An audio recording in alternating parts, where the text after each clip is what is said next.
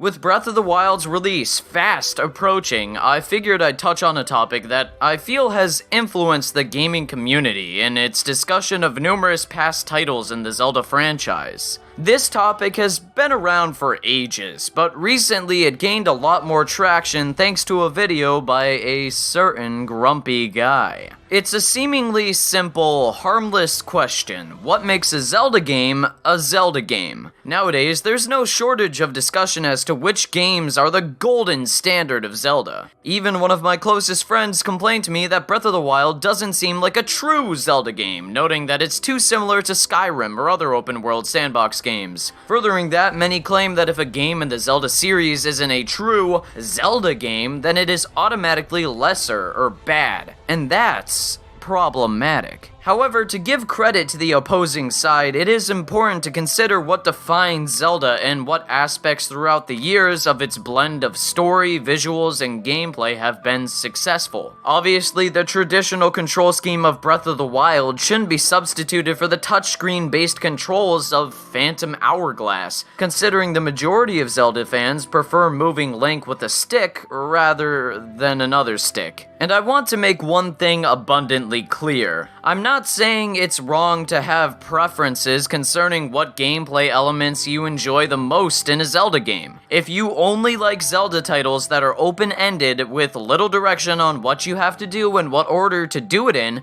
you shouldn't be forced to like something else. I know I personally enjoy the more open, free worlds present in A Link Between Worlds or The Wind Waker, but that doesn't mean games like Ocarina of Time or Skyward Sword. Titles with a more linear progression are, as a result, objectively worse. Everyone has their own personal preferences, and it's important to acknowledge our diversity of taste. It's like choosing between flavors at an ice cream shop. Personally, I enjoy Viagra-laced ice cream the most, so that's what I try to always order, but that doesn't diminish the quality of chocolate, vanilla, or cold sweat ice cream. Anyways, let me ask the question: what exactly makes a Zelda game a Zelda game? Now, according to many, a Zelda game has to follow a checklist to be an actual, true-to-heart Zelda experience, and people base a lot of this logic off of the first game in the series, The Legend of Zelda for the NES, meaning that any future game should be open-ended, feature someone clad in green tunic, feature the classic Zelda items, characters, and plot devices, have dungeons, and the ability to discover items, and so on. But remember, this checklist is going off an early, if formative entry in the series. Not to mention, it was developed during a transitional period when people were still trying to figure out what made a video game worth playing and entertaining. Let's also not forget that the first ever Zelda game is almost impossible to beat without a guide instructing you where to go and what specific items you need to progress. I'm sure there are some people out there ready to type, "But hey docs, I beat it without a guide. Obviously it is possible." And well, good for you. I could not be happier for your gaming achievement. You seriously deserve a medal because it is asinine without a guide. See, the argument that Zelda NES is revolutionarily open-ended bugs me because how revolutionary is it really if you require outside assistance to beat it? In my opinion, its open-ended nature doesn't elevate it to the golden standard the series should abide by. The first Zelda game's formula, from my perspective, is something that works better on paper than in practice, which is evident by the confusing design of the world and progression. That's not to say these ideas shouldn't be taken into consideration for fleshing out future installments in the series, but I don't believe they should be embraced to the extent some would attest. Specifically in the sense that if a Zelda game isn't open-ended, then it is not a true or worthwhile Zelda game. Additionally, on whose authority has the original Zelda's game design suddenly come to embody the spirit of the series itself? I ask this because most of the following console sequels, namely Zelda 2, A Link to the Past, and Ocarina of Time, completely deviated from the original's formula. You'd still find items in caves, go dungeon crawling, explore an open world, fight baddies to thwart Ganon or some evil man that I'm not even going to try to pronounce, and play as Link. The important difference is that things were somewhat more structured and the player was given more direction as to where to go. While this can be tedious in its own way, for the general consumer this makes for a more straightforward and enjoyable experience that the NES game's guide-dependent design can provide. A Link to the Past isn't really that non-linear when you think about it. You're given a clear direction, indicated by numbered dungeons, which means that it isn't a true Zelda game, right? All Zelda games have to be open-ended, like the original, so why does A Link to the Past so often get a pass, while Ocarina of Time is touted by some as a betrayal of the franchise's founding principles? Sure, Ocarina of Time and A Link to the Past for that matter have issues, but saying they aren't true Zelda games is a very baseless critique. Why? Because, in my personal opinion, what makes a Zelda game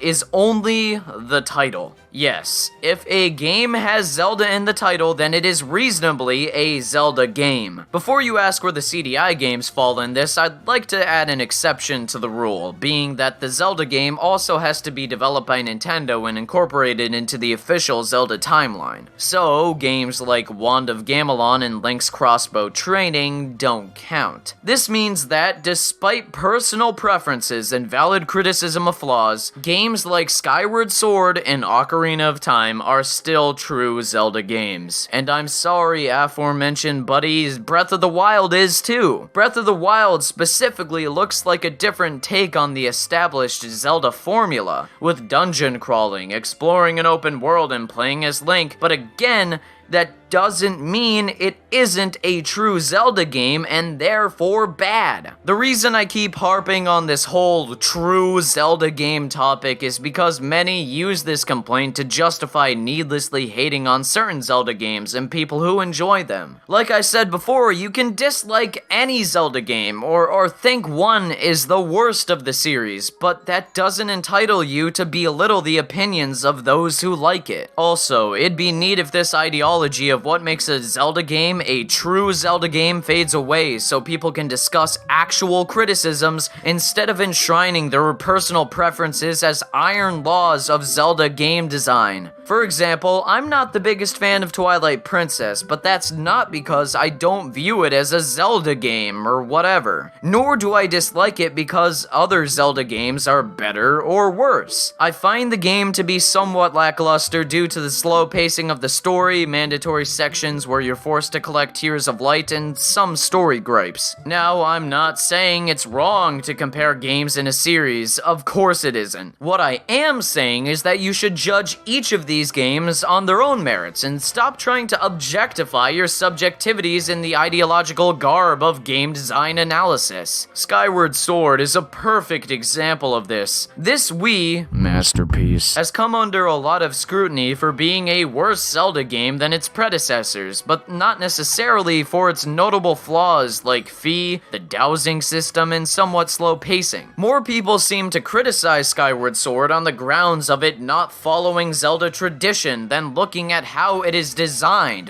which is a shame. If you take anything away from this video, I hope it offered some insight on the topic of what truly makes a Zelda game a Zelda game. It's something I've wanted to discuss for a while after seeing complaints about Breath of the Wild with this mindset, even though it isn't even out. Hopefully, if you believe a Zelda game can only be a Zelda game if it meets certain criteria, I give you a different view to reflect on. As always, if you disagree or agree with me, please let me know in the comment section below. Thank you so much for watching and take care. Have a wonderful day and goodbye.